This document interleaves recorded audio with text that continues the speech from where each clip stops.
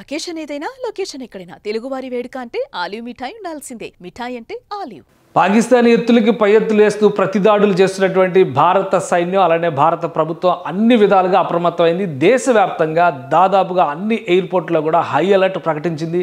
సమస్యాత్మక ప్రాంతాలు already civil defence necessity ఉన్నటువంటి ప్రాంతాలను నోటిఫై చేసి రాష్ట్ర ప్రభుత్వాలకి కేంద్రం ఇప్పటికే ఒక నోటిఫికేషన్ జారీ చేసింది. అక్కడ ఆ ప్రాంతాల్లో బలమైనటువంటి నిఘా వ్యవస్థలను ఉంచడం, అనుక్షణం అప్రమత్తంగా ఉండడం అనేది ఒక టార్గెట్గా పెట్టింది. అదే క్రమంలో దేశ రాజధాని పైన ప్రత్యేకమైనటువంటి నిఘా వ్యవస్థలను మోహరించింది కేంద్ర ప్రభుత్వం. ఈ క్రమంలోనే దేశ రాజధానిలో ఉన్నటువంటి ఢిల్లీ విమానాశ్రయాన్ని పాకిస్తాన్ టార్గెట్ చేసేటువంటి అవకాశం ఉందనేటువంటి సమాచారం రావడంతో ఇంటెలిజెన్స్ వ్యవస్థలు ఇచ్చినటువంటి హెచ్చరికల మేరకు ఇప్పుడు ఢిల్లీ విమానాశ్రయాల్లో దాదాపు 90 విమానాలను సాయంత్రం నుంచి రద్దు చేసింది. రేపటి రాకపోకలపైన కూడా స్పష్టత లేదు. పూర్తిగా ఈ నియంత్రణకు సంబంధించినటువంటి సమాచారాన్ని కేంద్రం షేర్ చేసింది.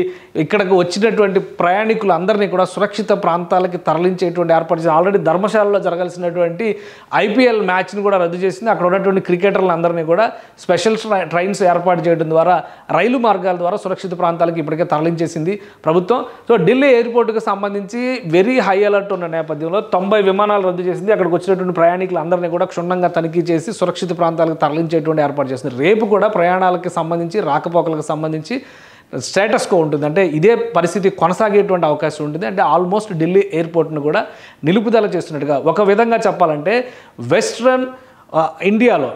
ఇండియాకి సంబంధించి వెస్ట్రన్ పార్ట్కి సంబంధించినటువంటి విమానాశ్రయాలు అన్నిటిలో కూడా దాదాపు 27 విమానాశ్రయాల్ని నిన్న సాయంత్రం నుంచే భారత ప్రభుత్వం మూసివేసింది. ఏ క్షణమైనా కానీ పాకిస్తాన్ వీటిపైన దాడి చేసేటువంటి వ్యూహం చేస్తున్నట్టుగా సమాచారం ఇంటెలిజెన్స్ వ్యవస్థల నుంచి రావడంతో హై అలర్ట్ను ప్రకటించింది. జమ్మూ విమానాశ్రయాన్ని టార్గెట్ చేసి రాత్రి 8 గంటల నుంచి పాకిస్తాన్ సైన్యం చేస్తున్నటువంటి క్షిపణి దాడులను తిప్పికొట్టడంలో భారతదేశం సక్సెస్ అయింది. అదే క్రమంలో దేశంలోనే ప్రతిష్టాత్మకమైనటువంటి రాజధాని ప్రాంత ఎయిర్పోర్ట్ కాబట్టి ఢిల్లీ విమానాశ్రయం విషయంలో మరింత అప్రమత్తతని కేంద్ర ప్రభుత్వం ప్రకటించింది.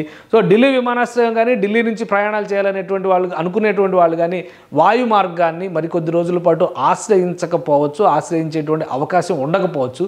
దీనిపైన కేంద్రం కొంత సమాచారాన్ని ఇప్పటికే అందించింది. సో రాకపోకలు ప్రయాణాలు చేసేవాళ్ళు మాత్రం ఈ విషయంలో అప్రమత్తంగా ఉండాలి. ఏ క్షణంలో అయినా కానీ శత్రువు దాడి చేసేటువంటి అవకాశం ఉంటుంది.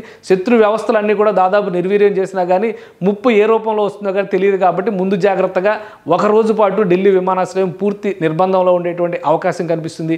కాబట్టి పరిస్థితిని సమీక్షించిన తర్వాత తదుపరి చర్యల్ని భారత ప్రభుత్వం తీసుకుంటుంది. అలానే దేశవ్యాప్తంగా ఉన్నటువంటి అన్ని విమానాశ్రయాల్లో కూడా హై అలర్ట్ని అమలు చేయాల్సిందిగా 48 గంటల పాటు హై అలర్ట్ని అమలు చేయాల్సిందిగా కేంద్రం కొన్ని మార్గదర్శకాలను జారీ చేసింది. వీటితో పాటు దేశ సరిహద్దులు, ముఖ్యంగా సీ కోస్ట్లు, తీర ప్రాంతాల్లో కూడా అప్రమత్తతను ప్రకటించింది. శత్రువు ఎటు నుంచి అయినా కానీ దాడి చేసేటువంటి అవకాశం ఉంటుంది. ప్రస్తుతం శత్రువు నిరాయుధుడైపోయినటువంటి పరిస్థితి లేదా నిశ్చేష్టుడైనటువంటి స్థితిలో ఏమి చేయాలనేటువంటి విషయంలో ఒక ఆలోచన రాక నిమ్మకుండవచ్చు. కానీ తర్వాత తేరుకుని చేసేటువంటి ప్రతిదాడి కూడా తీవ్రంగా ఉంటుంది. కాబట్టి ముందుగానే హెచ్చరికలు జారీ చేయడం ద్వారా ఒక పౌర సమాజానికి కావలసినటువంటి వ్యవస్థలకి సరైనటువంటి భద్రత కల్పించేటువంటి ప్రణాళికని భారత ప్రభుత్వం ఇప్పటికే అమలు చేస్తుంది.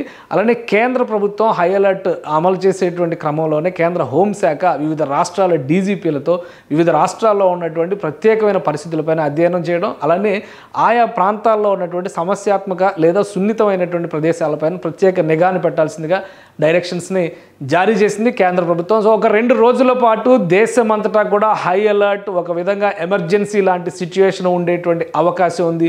పాకిస్తాన్ మళ్ళీ ప్రతిదాడి అని కారు కోతలు కూస్తుందా, ఈ దెబ్బతో పరాభవానికి బుద్ధి తెచ్చుకుని సరెండర్ అయ్యి చర్చలకు సిద్ధమవుతుందా అనేది చూడాలి. ప్రధానమైనటువంటి 12 నగరాలని, పాకిస్తాన్లో ఉన్న 12 నగరాలపైన కూడా అటాక్స్ చేసింది. పౌర సమాజం పైన కానీ పౌర ఆవాసాలపైన కానీ ఎక్కడ కూడా భారతదేశం అటాక్స్ చేయలేదు. ఇప్పటివరకు వస్తున్నటువంటి సమాచారాన్ని బట్టి చూస్తే కనుక పాకిస్తాన్కి సంబంధించిన సైనిక వ్యవస్థలపైనే దాడి చేసింది. ప్రధానంగా కవ్వింపు చర్యలకు పాల్పడుతున్నటువంటి ప్రాంతాలనే టార్గెట్ చేసి భారత ప్రభుత్వం కొట్టింది. అలానే పాకిస్తాన్కి సంబంధించి ప్రతిష్టాత్మకమైనటువంటి వ్యవస్థలుగా భావిస్తున్నటువంటి వాటిని అన్నింటినీ కూడా కూలగొట్టినట్టుగా తెలుస్తుంది. తో పూర్తి సమాచారం వచ్చేసరికి పాకిస్తాన్ నష్టానికి సంబంధించి కానీ పాకిస్తాన్లో వాస్తవ స్థితుల గురించి కానీ వివరాలు తెలిసేటువంటి అవకాశం ఉంది. ఇప్పటివరకు ఉన్నటువంటి సమాచారాన్ని బట్టి చూస్తే మాత్రం భారతదేశం హై అలర్ట్లో ఉంది.